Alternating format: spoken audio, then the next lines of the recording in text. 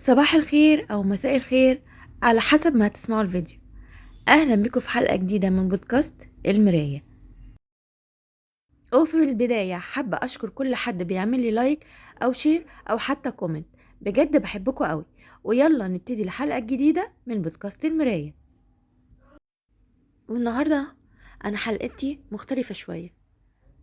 النهاردة أنا بوجه رسالة لكل حد مر بطفولة صعبة، اتحرم فيها من حنان الأب أو الأم لظروف بقى، إذا كان الأب ده أو الأم دولت كانوا قاسيين او هم اصلا ما كانوش موجودين في حياته. كتير قوي بنسمع جملة اللي ملوش اب او ام حاله يصعب على الكافر. فعلا الاب والام لهم دور كبير قوي في حياتنا. مين فينا ما بيحبش يسمع كلمة حلوة من باباه او مامته او طبطبة او حضن؟ مين فينا ما بيستناش اي دعم من الناس اللي حواليه، وخاصة ابوه وامه؟ وخاصة لما بتنجح بتحب تجري قوي على باباك ومامتك وتقول لهم انا نجحت، وتشوف نظرة الفرح في عينيهم. او لما تكون متضايق او حزين بتستنى ان هما يطبطبوا عليك وياخدوك في حضنهم ويقولولك ما تزعلش. بس للأسف في اباء وامهات قاسيين بطبعهم، ما بيعرفوش يدوا الحنية للي حواليهم. وانا رسالتي النهاردة مش ليهم، لان هما لو هما حابين او معترفين بالمشكلة اللي عندهم اكيد هيلاقوا مليون حل ومليون تدريب عشان خاطر يعرفوا يحتووا ابنائهم. انا رسالتي دلوقتي للي مر اصلا بطفولة قاسية واتحرم فيها من حنان الاب والام، وكان عايش مع اب نرجسي او ام نرجسية، وكان مفيش اي نوع من انواع الحب او الحنان، وكبر ودلوقتي مثلا في حياته عادي وكل شوية بيفتكر الماضي ويقعد يقول انا ليه، ايه سبب ان انا ما كنتش محبوب؟ هو انا كان في عيب؟ هما ليه كانوا بيعملوا معايا كده؟ هو انا كنت طفل مش كويس؟ لا، انا عايزة اقولك ان المشكلة مش فيك خالص، المشكلة فيهم.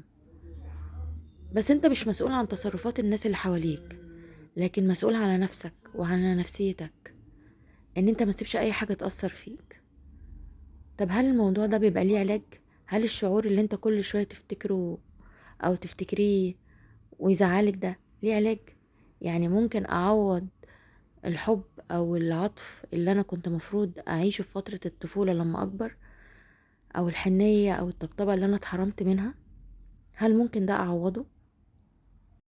هو انا مش دكتورة، بس انا انسانة وحاسة كويس قوي بالمشاعر اللي بيحس بيها الشخص ده، وقد ايه هو عانى في فترة الطفولة وفضل الموضوع مؤثر في نفسيته.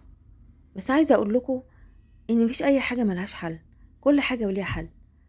بس الاهم من كده ان احنا اول حاجة لازم نعترف ان احنا فعلا في عندنا مشكلة في الحتة دي، وما نكبرش. دايما نواجه اي حاجة بتضايقنا، لان الهروب عمره ما كان الحل.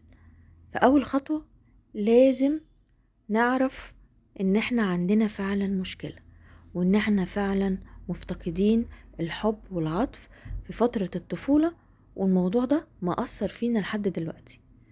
لو اعترفنا هنبدأ بعد كده نتعامل مع نفسنا على الأساس ده، وهنبدأ نعمل شوية حاجات مع بعض كده نحاول بيها ان احنا نعوض الإحساس. بعد ما اعترفت ان انا عندي مشكلة وان الموضوع فعلا مأثر فيا وما هربتش منه، هعمل ايه عشان اعالج الموضوع ده؟ اول خطوة هقعد مع نفسي واقول انا كنت عايزة لو في حياتي اب وام حنينين كانوا يعملوا معايا ايه. اه، كنت مستنية منهم يشجعوني بكلام حلو لما انجح.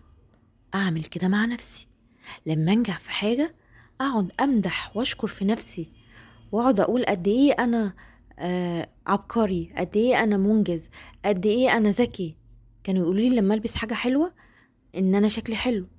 لما البس حاجة حلوة اقف قدام المراية واقول لنفسي قد ايه انا جميل.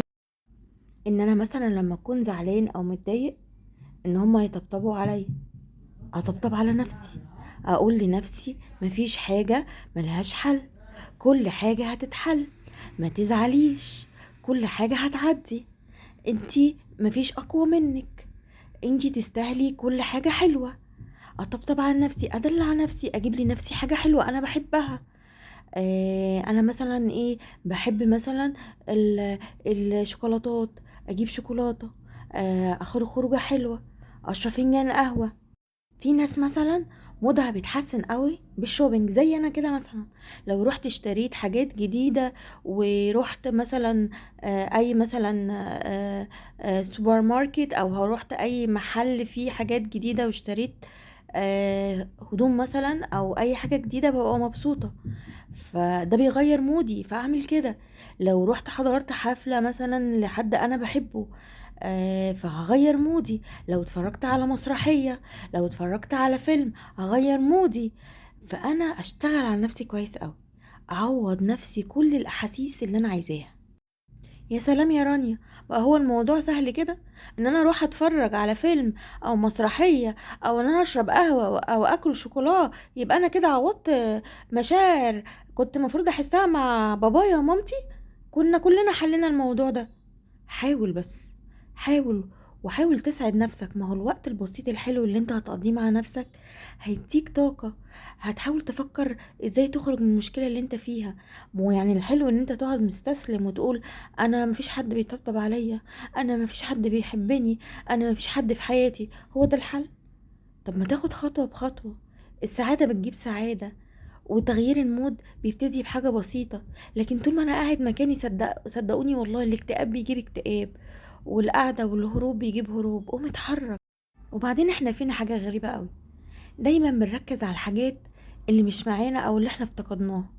يعني ممكن اصلا يكون في حياتك زوج طيب قوي وحنين وعطوف عليكي، بس انتي ما بتفكريش غير في الناحية اللي هي كانت ناقصاكي.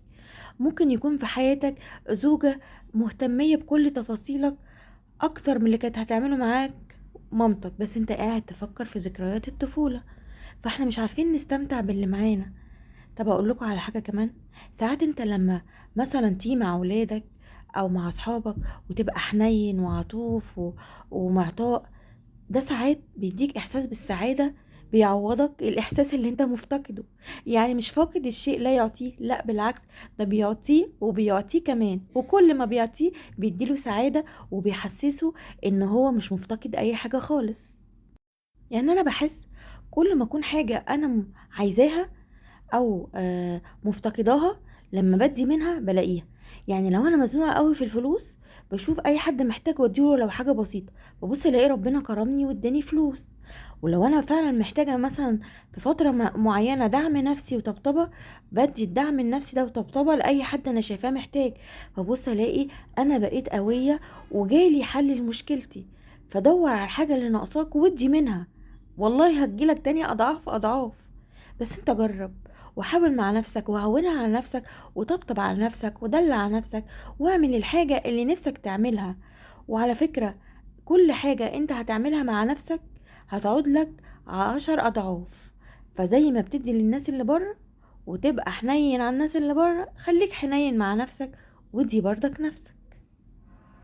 وفرغ كل الطاقة السلبية اللي عندك، سواء بالكتابة، ان انت تكتب كل الحاجات اللي انت مضايقاك دي في ورقة، ان انت تتكلم مع حد قريب منك.